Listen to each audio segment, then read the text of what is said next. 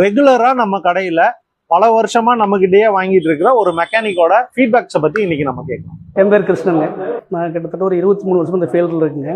அகதீஷ் குமாருங்க அவர் name. ரொம்ப காலமாக நான் வரவசில் வச்சுருக்கேன். நான் கேட்குற மெட்டீரியல் எப்பவுமே இல்லைங்க ஓரளவுக்கு கொடுத்துட்ருக்காரு. மெயினாக பண்ணுறது மோட்டர் ஐட்டமெல்லாம் அதிகம் பண்ணிகிட்ருக்கேன். நான் வந்து மோட்டர் சப்ஜெக்ட் தான் அதிகம் பண்ணிகிட்ருக்கேன். ஃப்ளம்பிங் ஐட்டமெல்லாம் இல்லை. மோட்டர் சப்ஜெக்டில் பார்த்தீங்கன்னா உங்களுக்கு பைப்பு, மோட்டரு, கேபிள் எல்லாமே உங்களுக்கு நல்லா குவாலிட்டியாக கொடுக்குறாருங்க.